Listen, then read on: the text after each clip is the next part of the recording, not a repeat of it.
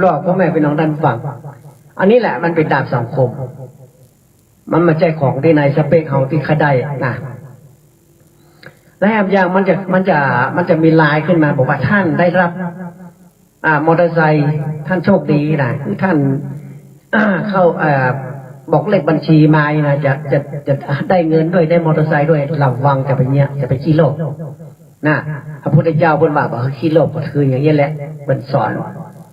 นะสมมติว่าเอามันอยู่ๆมันบอกว่าท่านได้รับรางวัลมอเตอร์ไซค์นะแล้วก็มันก็บอกว่าคือท่านโอนเงินค่าธรรมเนียมมา3,000นี่นะเรียบร้อยเลยมันถูกหลอกแน่นอนคนขี้โลกนี่มันก็โอนเลยโอ้กูจะได้รถเครื่องยังไงเนี่ยหูเบานะมันต้องตันเขานะของเรานี้นะต้องตันเขามันถามเลขบัญชีถ้านี่ระวังเลขบัญชีเลขหรือว่าเลขบัตรประชาชนนี่ห้ามเลย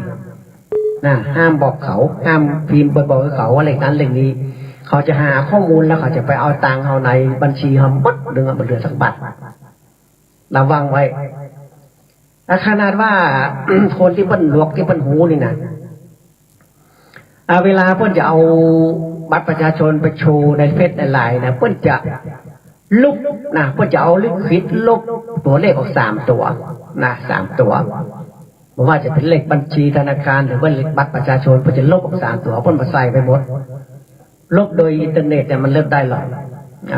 ลบออก3 ตัวนะบัตรประชาชน13 หลักเนี่ยนะลบออก3 ตัวท้ายก็ได้นะแล้วก็เลขบัญชีธนาคารแถมถ้าจำเป็นจะเอาโชว์ในเฟซที่ไหนจะเอาโชว์ว่าคือมาบริจาคอันนี้อันอีเลขนี้เรื่องนั้นนะห้ามไปโชว์บนบันไดนะอย่างเลขบัญชีธนาคารเนี่ยเอาไปโชว์ดึงอย่างมาได้นะเพิ่นห้ามเพราะว่ามันมีมิจฉาชีพที่สามารถที่จะหาข้อมูลแล้วจะไปเอาเงินเขาไปหมดคือระมัดระวังไว้คือลวกไว้คือทันคนนี้ด้วยเนาะง่ายๆนะครับคือระมัดระวังไว้พ่อแม่เป็นทางท่านผู้ฟังนะครับนี่แหละเรื่องของยุคดิจิตอลเนี่ยนะมันก็ดีนะที่เราได้จัดรายการอย่างนี้โอ้พ่อแม่พี่น้องท่านผู้ฟังทั้งหลายนะสิ่งเหล่านี้มันเอามามาพบแล้วมันก็ดี เป็นสิ่งดีที่เขารู้ทันทุกอย่างเลยทำได้ทุกอย่างเลยนะครับก็ดีนะดีแต่เลยนะครับเปิ่นทำมายังตั้งไหนเป็นข้าวกล้องกะข้าวแบบกล้องกะข้าวก้มร้อยกะ ก็คือพิจารณาเอาคนเดียวกำหนึ่งบางท่านบางคนนี่เป็นด่ากับตั้งเฟซก็มีหรอกไปด่ากับตั้งเฟซตั้งไลน์ไปแย่ง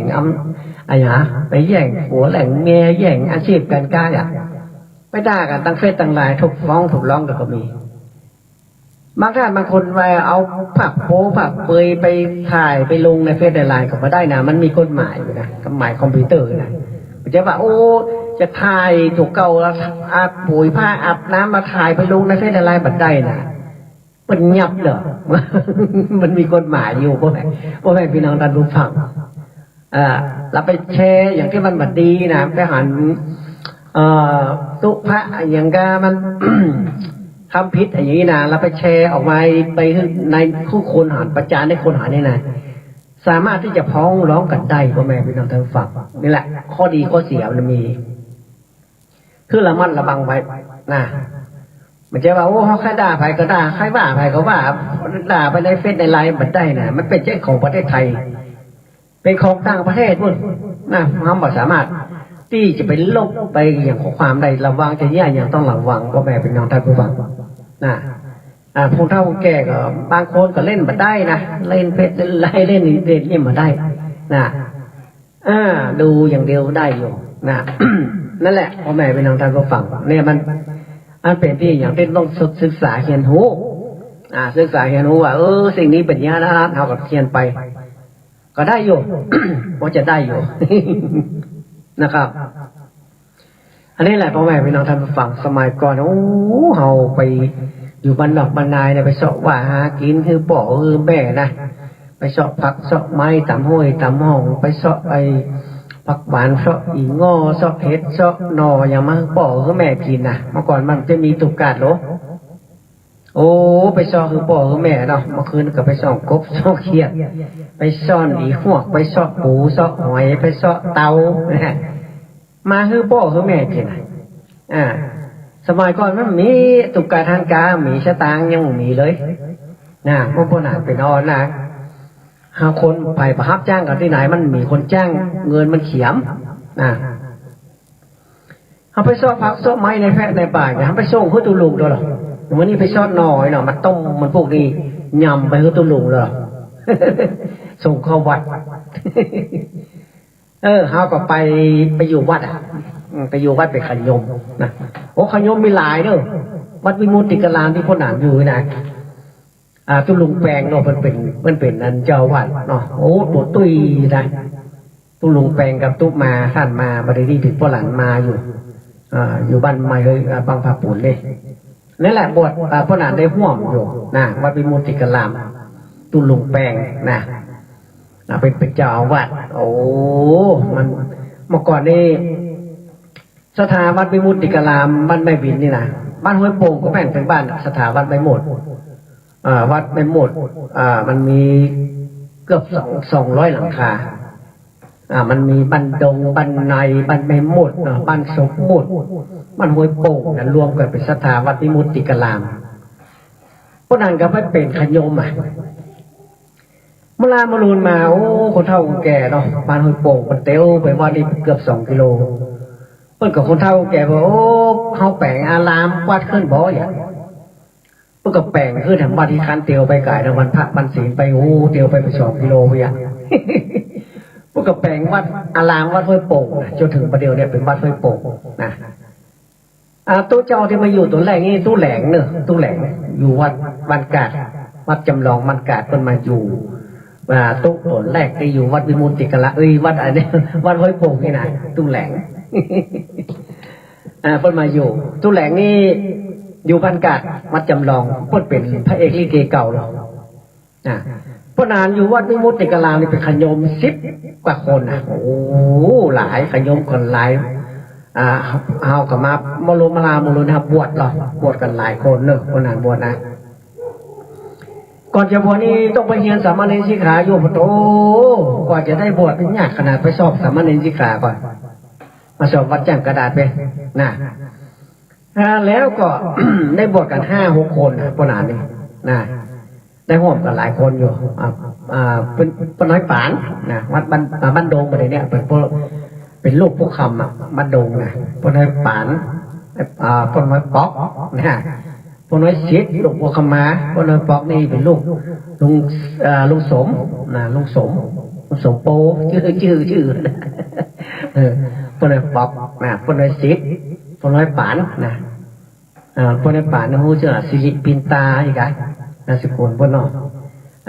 พวกน้อยป๊อกนี่คำปันนะบุญปั่นคำปันเนาะนามสกุลเพิ่นได้ชิดกับประสิทธิ์ธรรมชัยนะล่ะเป็นน้อยหวินนะเป็นน้อยหวินกับธรรมชัยเป็นพี่เป็นน้องกันมาบวชวัดวิมุตติกรามไอ้เล็กไอ้เล็กนี่นามสกุลลืมไปละเป็นลูกมันลุงอย่างนั้นนะไอ้เป็นชื่อไอ้มอยอยู่บ้านดงลืมไปละลุงตาไอ้กะบอกว่าไอ้เล็กวันนี้ไปเอาเมียไม่นาจรพอไอ้เล็กแล้วก็ไอ้เบี้ยวนะไอ้เบี้ยวนี่จันทิพย์ป้อมแสนมนนี่อันนี้บทพุ่มเดียวกันแล้วก็มีพี่น้อยคิดวัดใบบางขบุนนะพี่น้อยคิดประเดี๋ยวเป็นปนหลวงกันนักหลายเนาะเพื่อนเดียวเสียวฟ้องเด็กกันหมดไอ้จิตแหลมไอ้สมจิตแก้วอินตอมนะมลาโมโลนพุทธใส่ชื่อนามสกุลทำไมสนจิตขุมเพิ่มอะไรเนี่ยนะมาเปลี่ยนนามสกุลอันนี้ไปบวชด้วยกันวัดวิมุตติกรามโอ้โหส่องสวดมนต์ท่องธรรมวัดเจ้าธรรมวัดเย็นโอ้ตุลุงนี่เต็มเครื่องเลยอยู่ไปได้แจ้งมากวาดท่านกวาดนี่ถูโฮงถูกวาดกันล่างกลางกว้างงาตั้งไหนมันมีกับจุกันเท่ามองขบวนมากับเฮียนกะขะงะปะพะมะจะสะปะมะละวะสะหะดาวเฮียนหนังสือเมืองบางวันกับตุลุงคือเป็นนั่งได้ทำตุลุงคำแปลงเนี่ยนั่งได้ทำทำมาลอยผดทำมาอย่างตั้งหลายนี่ทำมหาวิบากวิปันนสูตรเนี่ยอย่างนี้หลายนี่เพื่อนเฮียนทำปลุกเมืองมาทำตัวไทยไม่รู้โอ้ต้องไปเฮียนหนังสือเฮียนทำเฮียนแบบเฮียนนักธรรมโดยเฮียนส่องนวะโอวัตการอย่างนั้นโอ้เฮียนนะ เห็นแต่เลยนะมันมีอยู่ในระเบียบวินัยนะก็ตุลุงพวกก็สั่งสอนเข้ามาจนถึงวันเนี้ยก็ดีนะครับดีนะคนเฒ่าคนแก่คนบอกว่าน้อยนานทหารเก่าเนี่ยมันอยู่ในระเบียบวินัยคนว่านะถ้าออกมานี่มันก็เป็นคนดีนะเป็นน้อยเป็นนานเป็นทหารเก่าเนี่ยมันอยู่ในระเบียบวินัยนะเวลาไปเอวสาวที่ไหนนี่มาก่อนนี่ไปเอวสาวหรอพี่น้อยพ่อแม่ไปก็ว่าไอ้น้อยมาเมื่อไรเนี่ยกินข้าวแรงไรพี่น้อยนะนั่นแหละคนบอกว่าน้อยหานานหือนะน้อยหาอย่างไรไปน้อยหายังเนี่ยพี่นานหือยังเนี่ยคือเพิ่นจะก่อนเพิ่นจะยี่อย่างพี่นานนี่เพิ่นจะคิดก่อนจะจ้าหน่อยนะพี่น้อยใจหวานพี่นานใจจ้านั่นแหละพี่น้อยนี่ใจหวานพี่นานนี่ใจจ้าว่าจะทำอย่างได้นะซิกออกมาอยู่วัดได้เป็น40 กว่าปีเนาะเก็บสตางค์อย่างไว้นักวันหนึ่งพวกหนาไปเอาสาวบอกเคยเอาสักเจอหรอขึ้นไปบ้านสาวพ่อแม่สาวถามว่านั้นซิกไม่ได้เงินนักมีเงินนักก็ไปตุ๊กไปพักลุงนานว่าอย่างไรโอ้ได้ตังค์3 บาทพ่อแม่สาวว่าไหนอยู่บ้านเมืองนั้นได้ตังค์3 บาทโอ้เบาเนอะลูกสาวจะไปการไปอยากได้มาต้องมาเลยเหรอมาใจนะเขาจะตังใส่ในบาทที่เขาไปกุมเข้าเนี่ย3 บาทเต็มบาทให้นะพ่อแม่สาวว่าโอ้ดีกะดีมาจะข้าได้ลูกสาวก็จะเฮ้ยหรอกพี่หนานนะประสุดประเสียงหรอกว่าตังมี3 บาทนะคิดแต่มี3 บาทเต็มบาทโอ้มีหลายร้อยหลายพันเด้อน่าเพราะว่าเป็นน้อยใจหวานเป็นหนานใจจ้าพ่อแม่เป็นน้องท่านผู้ฟังเป็นเรื่องราวของในศาสนาพระพุทธเจ้าของเรามันก็ดีเนาะได้บทพระบทเนนนะเมื่อก่อนเนี่ยคนเฒ่าคนมานอนวัดนะลุงหนานจุ่มเนาะเป็นนั้นพ่อจานนะลูกหลานเพิ่นมีอยู่มันไม่มุติกะลามเลยนะพวกนั้นจุ่มนี่โอ้เสียงเพิ่นดีอีตังตานากัมมังนิปานาปัจจัยโยหุนตุโนนิจังเนี่ยเสียงเพิ่นดีนะเวลาเตะตามกับผมมาเลยต้นองค์อาจ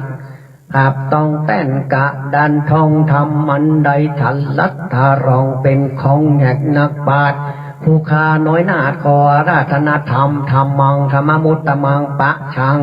อารัธนังกะโรมาเอาเป็นพระน้อยเอาเตะทำครับนะโมเตะทำเมืองตัวเมืองนะรายเข้าภาษาเนี่ยเขาต้องเตะทำเรื่องหรอเรื่องไอ้ละขอดกาเรื่องจำปาสีต้นกานะเรื่องอย่างทั้งหลายนี่จังพมนางบุกหอมกาอย่างกาเนี่ยนางบอกพินคำเนี่ยนะหงหินเนี่ยเพิ่นเตะทำเรื่องโน้หวนหรอเตะทำแล้วปุ๊บจบปุ๊บผมและเสด็จมันจะตีกองเราตุ้มทุ่มนะโอ้หวนมาก่อนนะสถาโอ้บนมาวันนี้ของกินเป็นลักโอ้โหข้าวต้มขนมเนี่ยโอ้กินกันเต็มที่สมัยก่อนนะแต่เมื่อก่อนจะมีอย่างเป็นของพื้นบ้านนั่นน่ะเป็นห่อนึ่งไก่ห่อนึ่งหมูห่อนึ่งผักแกงอย่างก็เป็นเอามาตานนะก็ดีก็ม่วนดีนะม่วนดีเอาอยู่วัดในมณฑิกาลามโอ้มันม่วนนะไปอยู่กันหลายเนาะตุลุงเพิ่นก็ใจดีนะเอาก็ม่วนดีเป็นศิษย์ตุลุงได้ห้ามได้เฮียนได้ลวกได้แรงก็เพราะท่านตุลุงแปลงเนี่ยเพิ่นเป็นเจ้าวัดเพิ่นสอนเฮานะเมื่อลามาลุนมาพุทธานบวชพุทธานไปพระธรรมจาริกหรอธรรมจาริกปุ้นบ้านหนองเต่าห้วยตองหนองเต่าพุ่นนั้นไปตั้งวัดกับมีเงี้ยกับเมียเป็นป่าเป็นโดเป็นคุณโดยคนเจ้าเขายังไงเพิ่นไปแปลงอันเนี้ยเพิ่นมีงบน้อยหรอกเพราะว่าเขาพระธรรมจาริกนี่จะมีงบต่างรัฐบาลได้เพิ่นฮือไปเขาไปแปลงไงเพิ่นห้องไงอย่างอาสลมแปลงตู้แปลงปางว่าง่ายแปลงตู้มุงคาหลังใหญ่นะใส่ชาวบ้านจะจองมาช่วยกันนะ แล้วก็ก็จะมีอย่างของฮื้อไปใจไปในยาสลบในต่างการก็จะเอาไปฮื้อเป็นข้าวสารเป็นปลาไปแห้งเป็นอะไรอย่างทั้งหลายพริกเกลือมือข้างดังนี้นะแล้วเขาก็ไปสอนปักกยอสอนปักกยอสอนหนังสือทีแรกนี่มาสอนเด้อเอาปักกยอไปอาบน้ำก่อนแล้วอ่อนเขาไปกระม่อมกระแม่เนาะเอาสบู่เอาอย่างไปซักผงซักผ้าไปซักผ้าซักครัวเขาไปซักหัวไปถูตัวเขาไปค้นมดค้นสายอะกะปักกยอน่ะสอนหนังสือเขาตัวน่ะแล้วเขาก็เรียนภาษาเขาตัวหรอกเพราะว่าเขาหมกกับภาษาเขาหรอกเขาถามพ่อลุงกี่เข้าว่าได้เอาเมมันจะร้องอีกกี่เข้าก็ยังอีกหรอพระเอวว่าอย่างไรพระเอวกันไรสุรกจ้ะถ้าไปบันไตเนาะไรสุรคอเหรอมีแฟนแล้วกะตะบัดดาโอลิเหรอแฟนมีแล้วพวกนั้นก็เฮียนนะเฮียนภาษาปักกยออยู่สมัยนั้นจะมีพระครูปิยะธรรมพันนีดิเพิ่นเป็นประธานไพศาลที่ไปพระธรรมจริกนะที่บ้านหนองเต่าพศ2510นะมีท่านแก้ววัฒโนนะครับอาจารย์วัดกับตองหลวงนะครับก็ไปโดยตุลูแปลงเขาหลายท่านหลายคนอยู่ไปพระธรรมจริกโอ้ดีแต่ไปสอนเจ้าเขาเจ้าร้อยโอ้ม่อนพ่อแม่พี่น้องท่านผู้ฟังโอ้เจ้าเขาเจ้าร้อยนี่เพิ่นมีน้ำใจเน้อบอกก่อนโอ้ไปหาเพิ่นนี่เพิ่นอย่าเอาขนาดตุ๊กขนาดน้ำมันมีถ้วยจะตักแกงนะเพิ่นหุงข้าวแล้วเพิ่นเอามาใส่ดงใส่อย่างใส่ถาดแล้วเพิ่นเอามาเคาะขึ้นกลางแล้วก็เอาถ้วยน้ำพริกเข้าวางขึ้นกลางแล้วก็กินเนี่ยนะตักข้าวหุงกินกับน้ำพริกถ้วยเดียวนะกินถึงหมูนะกินถึงหมูนะถ้าเอาไปบ้านเปิ้นเอามากินนี่มันได้เนอะเปิ้นจองเวรเนอะคนปักกยอยนะเอาไปคิดจะขี้เดียดขี้เปิ้นว่าซกกระปุกอันนี้จะไปว่าประมาทเปิ้นมาได้นะเปิ้นดาเปิ้นแป่งข้าวมาให้กินต้องกินนิดกินหน่อยกินพิธีได้อยู่จะไปโอ้มากินเขาก็โป๊กอันมันได้เลยนะมาทำเรื่องนี้เปิ้นเอามือกินละนะอันนี้เป็นจารีตที่หน่อยบ้านเปิ้นนะต้องกินต้องเวลาเปิ้นเอาอย่างมาสู่มาเลี้ยงนะขนาดประเพณีแต่งงานเนี่ยแต่งงานแต่งงานเจ้าเขาเลยนะเจ้าปักกยอดีเพื่อจะนั่งแวดวงหรอกินข้าวกินอย่างนั้นเพื่อจะมีเหล้าเนี่ยแก้วเดียวนะแจกแวดวงคนนี้จิบหน่อยคนนั้นจิบหน่อยคนนั้นจิบหน่อยคนนั้นจิบหน่อยเป็นประเดี๋ยวเขาต้องเมาหรอกโอ้เบาเดี๋ยวเป็นโรคโควิดเนาะกินแก้วเดียวไอ้เนี่ยเมื่อก่อนนี้มันมีนะแก้วเหล้าแก้วเดียวเนี่ยแจกจิบคนนี้แวดวงเนี่ยคนพื้นเมืองเรานี่จะไปห่วงมาได้หรอกเพราะว่าทั้งคนมีกระท่อมกระถาดีเปิ้นมาให้กินเหล้าที่ซากไผ่ลงคนพื้นเมืองเขามันหลาบให้นะก็คนปักกยอเหมือนกันนี่เปิ้นเอาแจกแวดเดียวนะแวดเดียวแก้วเดียวนะแจกเหล้าคนจิบคนน้อยเวลาจะไปแต่งงานได้ไหน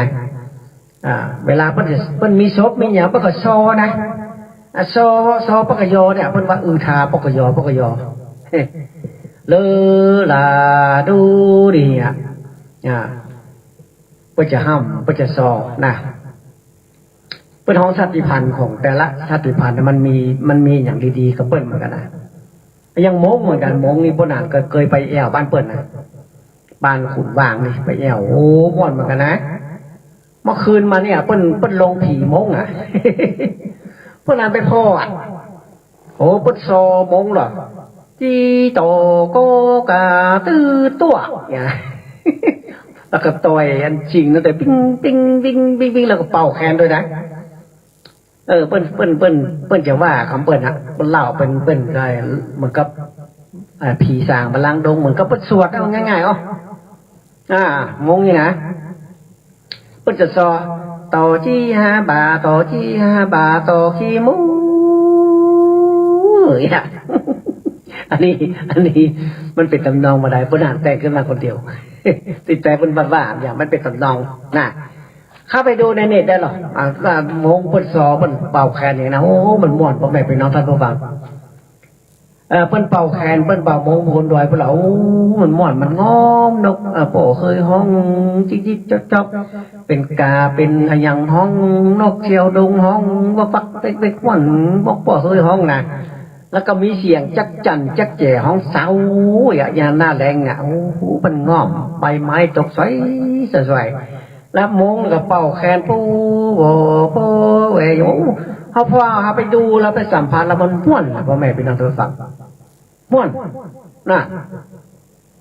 อย่างคนพักยอเหมือนกันนะเวลาเพิ่นจะไปเกี่ยวเข้านะเกี่ยวเข้าต้มข้าวนาเนี่ยเพิ่นจะลุกเจ้านะเพิ่นหุงข้าวอย่างห่อข้าวคนห่อของกินเรียบร้อยเมื่อผู้ชายนี่ผู้ชายหัวหน้าคนนมสาวเพิ่นจะเป่ากอยกอยนี่ทำมาจากเข่าควายนะเป่าก็มันสัญญาณว่าจะออกบ้านจะไปเกี่ยวข้าวเลยนะมันจะเป่ากอยปูวอปูวอปูวอปูปูปูวอปูวอปูวอปูวอปูอย่างมันจะเป็นเพื่อนของกอยนะกอยปักกะยอเพื่อนของกอยเวลาเพื่อจะออกเก้าบ้านไปเกี่ยวข้าวเจ้ามือเดี๋ยวเพื่อจะเป่าแล้วมูนุ่มสาวมูดอนไหลเพื่อนได้ยินแล้วเพื่อจะมาจุกันเพื่อจะไปเป็นเส้นไปใส่พระด่านทหารมาหมดแล้วมูนี่นะโอ้ไปสัมผัสมาหมดละน่ะชีวิตของคนดอยปักกะยอหนึ่งนั่นแหละปักกะยอหรือว่าเป็นมงเป็นแมวเป็นอย่างนี้โอ้พระด่านไปมาหมดละไปสัมผัสมาหมดพ่อแม่ไปน้องนั่นฟังนั่นเป็นสิ่งดีเลยที่ว่าเอาไปสัมผัสสิ่งเหล่านี้นะเวลามาลูนมาจากพระธรรมจารีพวกนั้นก็ไปเฮียนที่จังหวัดลำพูนนะไปเฮียนนักธรรมบาลีมัธยมอย่างตลาดนี่กันไปอยู่คณะสะดือเมืองวัดพระธาตุลีบุญชัยเนี่ยตุ้ลุงใบดิกาทนเป็นที่อยู่คณะสะดือเมืองนั้นทีแรกอยู่วัดป่าขามก่อนป่าขามเวียงยองวะมันวัดทางในเวียงมันบอกว่างนะห้องบอกว่างอยู่วัดป่าขามมาตุ้ลุงอย่างตุ้ลุงเกตตุ้ลุงสังเกตนะแล้วมาย้ายมาวัดสุพรรณรังสีนะใกล้วัดพระธาตุลีบุญชัยนี่เวลามาโลนมันว่างห้องมันว่างก็เลยมันอยู่วัดพระธาตุลีบุญชัยเลยมาห้ามมาเฮียนนักธรรมบาลีนะกะโอ้มันยากเนอะบาลีนี่นะมันสอนเราต้องจำเวลาเพื่อนนับบาลีนะเอกะหนึ่งทวิสองติสามจตุสี่ปัญจห้าสะอกสตะเปตอัฏฐแปดอวาเก้าทัศสสีวินัยเขาต้องจำแล้วก็แปลได้ตัวกันอาจารย์อาจารย์กุมาละเด็กเนี่ยคติยะกัสสะคณะโมโจระโจนอย่างเนี้ยจำคำแปลต้องจำคำมันนี้ตัวคำบาลีตัวอันนี้ยากเหมือนกันนะถ้ามันมีความจำนี่โอ้ยากเนอะพ่อแม่พี่น้องท่านฟังถ้ามันมีความจำนี่ยากอย่างไรมันต้องใจความจำเยอะๆเลยไม่ใช่บาลีนะอย่างนักธรรมนี่ยังแบบใจความจำว่าใจนักต่อบาลีบาลีเนี่ยโอ้ว่าจะได้เป็นประโยคหนึ่งประโยคสองไปถึงประโยคเก้าเลยนะใจความจำนักที่สุดเลยใจความสามารถที่สูงสุดเลยมาให้บาลีบอกผ่านเนี่ยบอกว่าเรียนบาลีเรียนนักธรรมเนี่ยนักธรรมเอกนักธรรมโตนักธรรมตีเนาะมี3 ชั้นก็ดีพ่อแม่พี่น้องท่านผู้ฟังทั้งหลายเขาได้ห้ามได้เรียนในศาสนาพระพุทธเจ้าเนี่ยถ้าเมื่อเราเป็นคนใจเย็นนะเนี่ยอย่างก็ต้องคิดถึงมื้อถึงวันได้นะมาเจ้าตอนนั้นพระนางนี้ได้ห้ามได้เรียนคาถาตลอดสมัยก่อนนี่นะไปที่ไหนไปปะคนเฒ่าคนแก่ที่ไหนก็จ้างมาขอกระถาเป็นเนนนี่สุ่มได้เลยข้าได้กระถาไปจดมีกระดาษข้อหาหรอโจดเอาโจดมาลำมาท่องจำแล้วไปปะกะยอกะนะปะพระผู้ลุงขาวนะผู้ลุงขาวเป็นปะกะยอนะผู้ลุงนี่เป็นของพัตตีเหรอพัตตีขาวเนี่ยผู้ลุงขาวนะเป็นมานอนวัดมันขอผู้ลุงนี่เป็นมาขออันตุลุงว่าเอาขอนอนนี่จะคืนเลยนะเมื่อคืนมาเอาไปขอกระถากับเพื่อนเพื่อนก็ฮือแต่เพื่อนว่าอันนี้กระถานี้เช็คดอกไม้เนี่ยอาศัยฮือสักดอกไม้แล้วเป่าแล้วฮือไม่ยิงก่อนดมนะโอ้ขอติดก้นเอาไปรับไปหรอตู้ไอผู้ลุงขาวนะเพื่อนก็ฮือแต่เขาก็โจดเอาเนาะที่แต่มันเป็นกระถามนจังขงนี่แหละมูลจังขงนี่แหละเปิ้นเอามาฮื้อนะเอามาฮื้อเป็นกระถาเสกดอกไม้มันคล้ายๆกระถามูลจังขงนี่แหละเสกชอกดอกไม้สีขาวแล้วยื่นเนื้อสาวดมนะเรียบร้อยเลยเขาโตยก้นเขาดำพวกนางก็ลองมาแล้วนะพวกนางมาเชื่อแล้วมาก่อนนะเห็นมาพวกลองของมันดีแท้ก่อนหน่อยดีแท้ก่อนนะเฮ เขาไปซ่อดอกกุหลาบมาเป่าแล้วก็เอาเด็ดส่งเสื้อเป็นปิ้นน้อยหรอกอะไรสาวมันกายมาเขายืนที่เขาโอ้สักกรรมมันมาหาเขาแล้วที่บ้านนะลูกกูเตือนมันก็มาเสื้อเนาะโอ้สักกรรมมาแล้ววะพี่น้อยอยู่ก็วะโอ้ไม่มาเลยกระถานี่มันดีอีกอะพ่อแม่พี่น้องท่านผู้ฟังนี่แหละห้องนี้ห้องนี้ท่านคนลองก่อนนะลองผิดลองถูกว่ามันดีแท้กว่าอีไหนเย็นกระทำกระถายนะมันเป็นกระถาคล้ายๆกระถามนจังขงเนี่ยพนานเทียนมาเสกสะดอกไม้มายืนให้ไม่ยิงเนาะมันมีนักโอ้เงี้ยเป็น108,900พนานเทียนมาถึงเมื่อ8 ขวบอ่ะเรื่องกระทำกระถายนะถึงเมื่ออายุ8 ขวบพ่อแม่พี่น้องท่านฟังมักเห็นคาถาทูลร้องของไร้ผีใส่คนใส่ลมพัดลมเพคาถาเปิ้นหักเปิ้นหุมคาถามนดำมาอย่างเฮียนมดเฮียนทุกยินทุกอย่างแก้ตู้ร้องของไร้เขียนเท้าเฮียนผูกเนี่ยต้องเฮียนแก้ด้วยนะอย่างเฮียนคาถาตู้เนี่ยมันไม่ใช่เฮียนบันไดเขาต้องเฮียนแก้ตัวไม่ใช่ว่าเฮียนตู้อะไรไปเอาไปเงี้ยคนนั้นตายคนนี้เปรตเนี่ยมาได้เป็นบาปกรรมเป็นแพ้ภัยถูกเก่านะครับเปิ้นเวลาเฮียนตู้เนี่ยเปิ้นถึงเฮียนแก้ก่อนนะเฮียนแก้ว่าถ้าเปิ้นถูกตู้ลองของร้ายถูกของมาเนี่ยเอาแก้ให้เปิ้นได้นะแต่ห้ามไปทำให้เปิ้นเจ็บเปิ้นป่วยเปิ้นตายถ้าเอาไปทำเนี่ยจะแพ้ภัยถูกเก่าแพ้ภัยตัวเองครูบาอาจารย์เปิ้นสั่งไว้อย่างนั้นถ้าเอามีแล้วเอามาทำคือไผ่เนี่ยเขาจะจุ่มเย็นนะจุ่มเย็นมีเขามีของมีเงินมีคำมีบริวารอย่างเยอะแยะเลยนะเหมือนพนานถึงวันเนี่ยนะทุกอย่างที่เราได้ทำในเฮียนเนี่ยเขามาใจอวดอุตริกมนุษยธรรมมาอวดในทิฏฐิติจะเนี่ยเขาทำไปตามครูบาอาจารย์ท่านเจ้าผมบอกไว้ครูบาอาจารย์มาโอ้พุ่นมาเอาธรณีสารเอกธรณีสารหลวงไอมาสังเกตหลวงธรณีสารเอกเนี่ยเอามาเป่ามาเสกน้ำมนต์มันก็ดีนะเขาต้องท่องจำให้มันได้เลยนะครูบาเจ้าศรีวิจัยเนี่ยบารมี9 จันทร์เนี่ยต้องท่องให้มันได้มันคล่องเนี่ยนะหรือว่ามนต์สมป่วยแก้ของมันพื้นบ้านล้านนาเนี่ยที่มีในพื้นบ้านล้านนาของเขาเนี่ยหลวงพ่อป่วยแก้ทั้งหลายเอามาแก้ให้คนทั้งหลายเนี่ยต้องว่าได้นะว่าได้ลุบจะว่าแบบมันแยงเผาว่ากับโตต้องมันแบบศักดิ์สิทธิ์นะต้องว่าได้คล่องแคล่วว่องไวนะครับอันนี้แหละครับที่ได้ห้ามในเฮียนมันก็ดีเพราะอย่างไรดีแล้วเปิ้นมาทำแล้วเปิ้นสบายใจเปิ้นว่าคนที่มันมาทำมารดน้ำก็ไม่จำปล่อยมาพลิกไล่ไก่ดีเปิ้นบอกว่าโอ้สบายใจขึ้นดังเยอะหรอกมองบ่ได้มานี่คำอกคำใจเป็นโอ้เป็นเกิดอย่างพีเบาเป็นอย่างไปตั้งบัดดีนะไม่อยากเพิ่นมาทำแล้วทำให้จิตใจดีขึ้นมีพลังจิตมีพลังใจที่จะอยู่ที่จะต่อสู้ที่จะอยู่ในสถาบันครอบครัวนี่นะนี่แหละพ่อแม่พี่น้องท่านผู้ฟังถ้ามันบาดดีนี่นะมีทางไปจะมาตอบรับว่าคนนั้นรถน้ำเขาไม่สมปล่อยนะมีทางไปจะมาหรอกถ้ามันบาดดีถ้ามันดีที่เขาบอกต่อหรอกเขาบอกต่อคนเขานี่มันมีคนดีประจำตัวเขานะมันมีอย่างเขา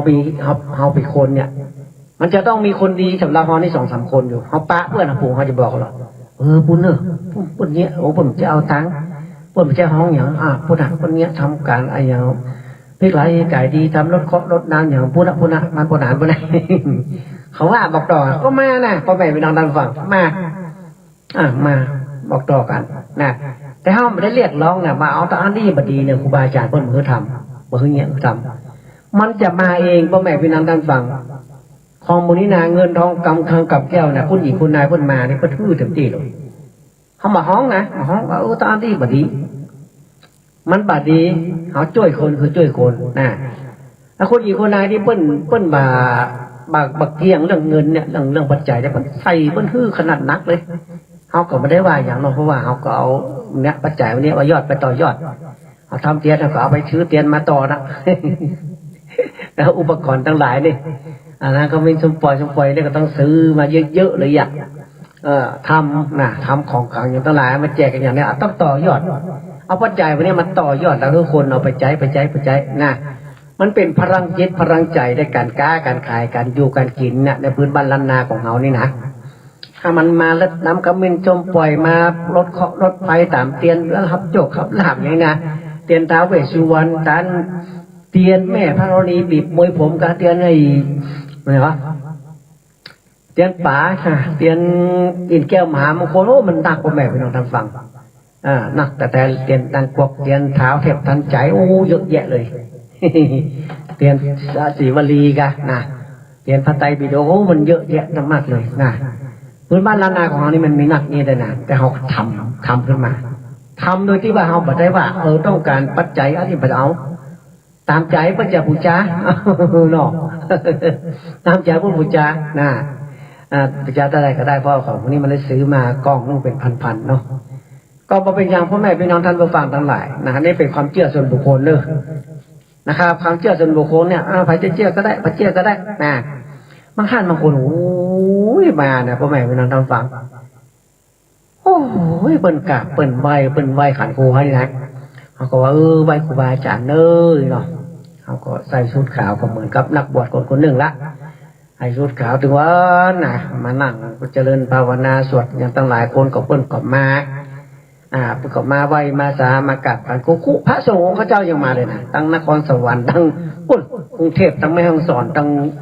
อีสานก็มากันนักกันหลายตั้งเมืองแปะเมืองนั่นพวกก็มายกขันครูมาเฮียนหูเปิ้นหูแล้วเปิ้นอยากจะหูแถมมันกับประเภทตัวไหนหรอเปิ้นหูแล้วตำราอื่นเปิ้นหูหมดครูบาอาจารย์ตัวนึงหูหมดละแต่เปิ้นอยากจะได้ตัวอยากจะได้ของดีจากที่เฮาด้วยที่พ่อหนังไกรสอนได้นะพ่อหนังได้มาหลายที่หรอกที่พ่อกำนันจอบคำล่านะกำนันตำบลไม่บินอยู่บ้านไม่หมดเนี่ยพ่อหนังไปเฮียนคาถามากระถาบันดีเนอะเพราะนั้นกำลังจอดคำล่าเนี่ยบ้านนี้หมดคนหลานไปเฮียนนะปูอุ้ยน้อยไว้นะบ้านหนองเย็นนะมันเป็นเป็นพ่ออุ้ยเป็นทวดของพ่อหลานไกรสอนพ่ออุ้ยขุนวินเนี่ยอุ้ยขุนวินนี่เป็นพ่อขุนมึงอยู่ในเมืองวินนี่มันเป็นกำนันคนแรกของเมืองวินเนี่ยเป็นเจือเจ้าเจือขุนพ่ออุ้ยขุนวินแม่อุ้ยล่านะแล้วแม่อุ้ยน้อยเป็นเวลาแล้วปุ้ยขมูลเป็นลูกปุ้ยขุนวินเนี่ยปุ้ยขมูลนี่เป็นพ่อของแม่ของพ่อหนานนะแต่พ่อปุ้ยขมูลนี่เป็นลูกปุ้ยขุนวินคนเดียวเป็นคนเดียวแต่เป็นเอาลูกบุญธรรมมาคนคือพ่อบุญมากันทวินนะเอามาเป็นลูกบุญธรรมก็แบ่งให้แบ่งหน้าแบ่งอย่างเงี้ยเนาะปุ้ยขุนวินนี่เป็นรวยเป็นมีบารมีสูงมีงัวมีควายมีที่ให้ที่นามีปริวารลูกน้องป้องปายมาแบ่งให้แบ่งนาบุกสมัยนั้นมันเป็นบกให้บกนาหรอเป็นเนี้ยให้เนี้ยนาเลี้ยงงัวเลี้ยงควายเนี่ยบ้านปออุ้ยขุนวีนี่เป็นปอทวดของพ่อหนังไกรสอนเลยพ่อหนังเฮียนหมู่เนี้ยมาพ่อน้อยโศกกทาวินเนี่ยพ่อหนังไปเฮียนกถาปูได้ไว้นะแล้วก็เป็นปักยอป้องรับพักท่านพระครูอดุลศิลกิจแถมประทัดคำนี่พ่อหนังไปยกขันครูมาไปเฮียนหลายอย่างนะครับเฮียนปัปสานังสาเฮียนรู้นังหลายอย่างจากพระครูอดุลศิลกิจนะแล้วไปเฮียนจากครูบาบุญจุ้มวัดวังมุยนี่โอ้ตำราครูบาบุญจุ้มนี่ยอดเลยเป็นตัดพุทธไปในยังโอ้สุดยอดเลยเป็นคาถาปลัดคิดเป็นคาถายันหนังเป็นคาถา108,900พ่อแม่พี่น้องทำฟังนักแต่เลย108,900เลยกระถาครูบาบรรจุนะครับพ่อหนานก็ได้ไปห้ำไปเฮียนมานะครับเป็นสิ่งดีที่พ่อหนานได้ประสบมาก็เป็นสิ่งดีๆแต่เลยนะครับครับพ่อหนานได้ห้ำได้เฮียนมาจากผู้เฒ่าผู้แก่ครูบาอาจารย์ท่านเจ้าทั้งหลายนะก็จนถึงทุกวันเนี่ยพ่อหนานก็เอาเนี่ยสิ่งที่ได้ห้ำได้เฮียนมาเนี่ยจากครูบาอาจารย์ท่านเจ้าทั้งหลายนี่เอามาเสกมาเป่ากับคนสมัยนี้ยุคนี้ก็ดีนะครับดีแต่เลย ก็มีหลายท่านหลายคนก็มาสืบมาต่อเนาะไม่ว่าจะเป็นพระสงฆ์พระเจ้าเมเป็นเนนเป็นอย่างหลายท่านหลายคนอยู่ที่มาสืบมาผู้นานมาขางจริงแล้วนี่นะถ้ามาตั้งกันครูนี่ฮื้อทุกอย่างเลยยันเตียนมีกี่อันฮื้อไปหมดสอนทับตัวทำเตียนอย่างใดทำน้ำมนต์อย่างใดเสกคาถาไอ้ธรณีสารอย่างใดนะแก้คือแก้จาตุลองของไล่ผีใส่คนใส่ลมพัดลมเพแก้อย่างใดนะสอนขบวนหลอก สอนเขาหมดทุกสิ่งทุกอย่างถ้ามาตั้งขันโพนี่นะเขามีหลายท่านหลายคนมากๆเลยเข้าไปดูในเน็ตในเฟซของพระดานนะมาจากหัวมีเผียวดารามีเผียวตู้เจ้าพระสงฆ์ครูบาท่านเจ้าต้องหลายที่หลายตั้ง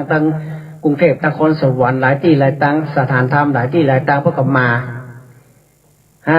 เปิ้นมาเพราะว่าเปิ้นเห็นใ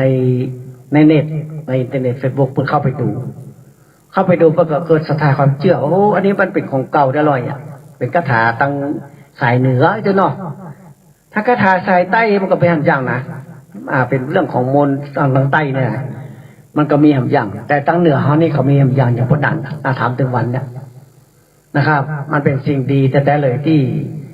เขาได้ห้ามได้เฮียนมาแล้วคนเข้ามาเยอะมากๆเลยโอ้ยเขากราบเขาไหว้นะไหว้ขันครูเขานี่นะขันครู108เขาเนี่ยพระพุทธ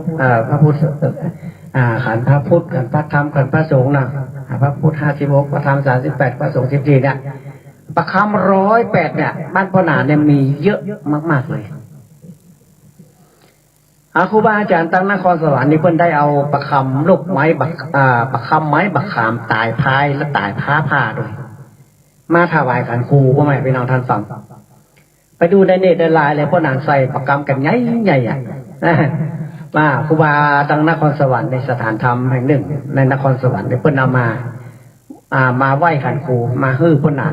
พ่อนางก็ได้ใจประคำลูกไม้ประขามตายพายผ้าโดยตายพายโดยเอามาเป็นลูกประคำมันคลั่งมากพ่อแม่พี่น้องท่านผู้ฟังเขาเนี่ยอย่างนี้มีฤทธิ์มีเดชมากๆเลยอันนี้ไปเชื่อไปได้รู้เลยพ่อแม่พี่น้องท่านฟังมันหันปฏิหารหันสองหน้าสองตาเลยนะโดยที่คนที่มาบ้านคนนั้นสัมผัสได้ทันทีเลยว่ามันเกิดอันนี้ขึ้นแต่ไกลนะอันนี้แหละพ่อแม่พี่น้องท่านฟังอันนี้เป็นความเชื่อชนบุคคลความเชื่อส่วนบุคคลจะเชื่อก็ได้ไม่เชื่อก็ได้ เพราะว่าเฮาโกหกไม่ได้หรอกเฮาถือศีลเฮาถือศีลเฮาไปพูดเทศพูดกบยาพูดเทศนี่มันก็สิเจ็ดไปละเฮาจะบรรจุบรรลัยไปมีอะไรอย่างนั้นเนาะ ก็แล้วแต่ท่านจะมีศรัทธาความเชื่อพ่อแม่เป็นทางท่านฟังศรัทธาความเชื่อเป็นความเชื่อสองบุคคลภัยมานี่พอนันจะเสกหลอดทอนนิสันเอกทอนนิสันหลวงมหาสังเกตหลวงเนี่ยแก้คืนแก้จาทุ่นหลวงของไร้ผีใส่คนใส่ลมปัดลมเพผีตักผีต้อยกินข้าวบะล้ำกินช่างบะลงครอบครัวแตกแยกอย่างเนี้ยพอนันทำเนี่ยมันดีขึ้นพ่อแม่ไปนอนนันฟังมันดีแต่เลยดีเพราะว่าเขาทำเนี่ยตามจารีตที่หน่อยของล้านนาของเขานะครับลงหน้าทองพวกเนี่ยมันเป็นกิจของพ่อน้อยพ่อหนานถ้าเป็นพระสงฆ์องค์ข้าเจ้าเป็นสมณเพศที่มันกับใครเบิ่งกันเนาะเอาเป็นพ่อน้อยพ่อหนานพ่อจานเนี่ยสบายเลยทำได้สบายเลยพวกมูลนี้นะไปจะมาติดสินนินทาเขาละเพราะว่าเป็นสิ่งดีพ่อแม่พี่น้องท่านฟังครูบาอาจารย์เพิ่งสั่งสอนมานะครับเขาก็ได้สิ่งเหล่านี้มากำจูชีวิตเขาดีขึ้นมันป่าชีวิตเขาพ่อหนานดีใจถึงวันถึงดีใจมากเลยบ้านป่าชีวิตมีแต่คนเข้ามาหาเยอะแยะเลยมีความสุขมากๆเลยพ่อแม่พี่น้องท่านฟังมีความสุขมากเลย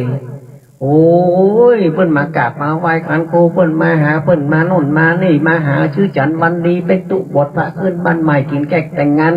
ยกจานพระภูมิยกเสาเอกอย่างนี้ของขวัญแต่งงานอย่างหาเมื่อจันวันดีเพิ่นมาหาหรอมาหาพ่อหนาน จะซื้อรถกันซื้ออย่างกันอยากจะปูชาเตียนกันมากันทักกันหลายพ่อแม่พี่น้องด้านฝั่ง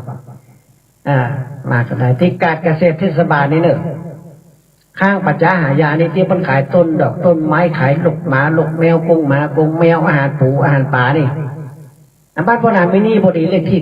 96แน่เลขที่96เลขที่เป็นมงคลด้วย มาเลขที่96ภัยจะมาหาพ่อหนานก็โทรมาเนอะ082881756อันนี้56นี่คุณพระพุทธเจ้าเนอะท้าย56คุณพระพุทธเจ้าท้ายโทรศัพท์มือถือพ่อหนานนะครับก็โทรมามาจากกันก็นะครับพ่อหนานมาที่อยู่ก็จะเข้าไปยังหาเนยโทรมาก่อนบางครั้งบางทีเขาก็ไปโน่นไปนี่อยู่อย่างโทรมาก่อนเลยว่าจะซุ่มมากก็ได้บางคนที่ซุ่มมาเลยนะขอโทษ ก็แอมันจะปะไปเนาะก็มาก็ปะกันอยู่นะก็ขอบคุณยินดีแต่เลยที่ท่านผู้ฟังแฟนรายการของพ่อหนานนะครับ มาเอี่ยวหาพ่อหนานเนอะหลายท่านหลายคนก็มากันก็ดีใจเหมือนกันเนาะก็ไปเป็นสิ่งดีพ่อแม่พี่น้องท่านฟังถ้ามันมาดีบ่มีหรอกมีคนตอบรับหรอกนะครับมันมีคนตอบรับอันนี้ดีแต่เลยนะเอามาใจว่าอดตกเข้าเนาะเพิ่นมาเพื่อด้วยความศรัทธาก็คือความศรัทธาแหละนะครับทุกคนนี่จะบ่ผิดหวังเพราะว่าของดีนี้พ่อหนานหยิบยื่นให้ทุกคนเลยเหมือนกันทุกท่านทุกคนเลยนะครับสิ่งดีๆจะเกิดขึ้นกับท่านเพราะว่าพ่อหนานได้ทำเนี่ยตามจารีตที่หน่วยครูบาอาจารย์ท่านเจ้าพระได้สั่งไว้นะอุปมาเลยเวลา3 นาทีพ่อแม่ไปต้องท่านฟังมันติดตาเนี่ยมาฟังกันเนอะตั้งแต่10 โมงถึง11 โมงมาเจ้านะมาฟังรายการสปะเรื่องเมืองล้านนาทุกวันอาทิตย์นะสถานีอื่นมาเกี่ยวกันตีเดียวนี้แหละง่ายม่อนนี้ฝ่ายหินนี่หูสุดยอดเลยเทคโนโลยีสุดยอดเลย ถ้าฟังบัดนั้นกับไปฟังอินเทอร์เน็ตเฟซบุ๊กก็ได้เข้าไปดูทางอินเทอร์เน็ตเฟซบุ๊กก็ได้ไปฟังได้หลายรอบเวลาพวกนั้นออกนี่นะปั๊บเดี๋ยวนี้จะมีคนดูเขาเยอะมากๆเลยเขาจะได้หูตัวเลขที่มันที่ในเฟซในไลน์ของเขามันจะขึ้นหรอคนดูกี่ครั้งมันจะบอกในอินเทอร์เน็ตของเขาในเฟซของเขาเฟซบุ๊กของเขามันจะบอกว่าคนเข้าดูกี่รอบกี่ครั้งนะจะบอก อันนี้โกหกกันมาได้นะอันนี้เลยครับของดีแล้วนาของเขานะวันติดนาเนิ่มมาฟังกันใหม่เวลานาทีป่ายจะได้เกินเวลาให้ทางสถานีวัดไฟเบิ้นไปนะเมียนยานก็โทรมาหาปนานเนอเบอร์ที่บอกที่มีกิจการอันบุญอันใดก็บอกมาได้นะจะไปช่วยหอมช่วยยังนะครับวันนี้ยกมือ10 นิ้วไว้สาเนอจตาโลธรรมาวัฏติอายุวันโนสุขังปะลังที่จบไปแล้วนั้นเป็นรายการสปะสาระล้านนาดำเนินรายการโดยพ่อหนานไกรสอน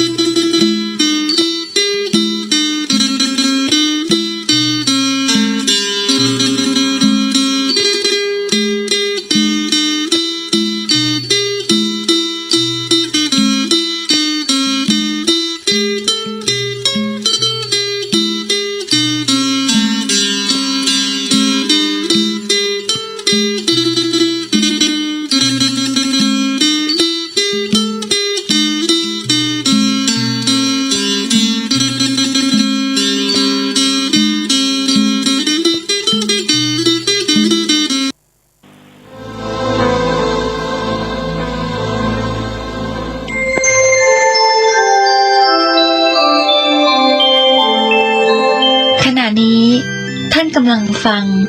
สถานีวิทยุกระจายเสียง FM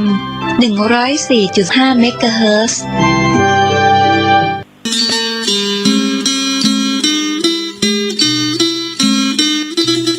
ข่าวสารเพื่อการประชาสัมพันธ์ขอเชิญร่วมทำบุญทอดผ้าป่าสร้างถนนทางเข้าสวนป่าสามัคคีธรรมสถานที่ปฏิบัติธรรมบ้านสามัคคีตำบลบ้านผืออำเภอจอมพระจังหวัดสุรินทร์สถานที่จัดงานกุฏิพระธรรมโกษาจารย์คณะ1วัดมหาธาตุท่าประจันกรุงเทพกำหนดการวันพุธที่16 กุมภาพันธ์ 2565 10 นาฬิกาญาติธรรมพร้อมกันลานหน้ากุฏิพระธรรมโกษาจารย์ 10 นาฬิกา 30 นาทีพระสงฆ์จำนวน9รูปเจริญพระพุทธมนต์ 11 นาฬิกาถวายภัตตาหารเพลแด่พระสงฆ์ คณะญาติธรรมร่วมรับประทานอาหาร 12:30 นาทีกล่าวสัมโมทนียกถา 13 นาฬิการ่วมทอดผ้าป่าสมทบทุนสร้างถนนทางเข้าสวนป่าสามัคคีธรรมร่วมทอดผ้าป่าออนไลน์ได้ที่ธนาคารไทยพาณิชย์สาขาบางลำพูเลขที่บัญชี 114-214-9897 สอบถามรายละเอียดเพิ่มเติมได้ที่ 094-662-6935 ได้ทุกวันก็เป็นส่วนงานบุญงานกุศลทอดผ้าป่าสามัคคีคณะญาติธรรมจากส่วนกลางและก็จังหวัดสุรินทร์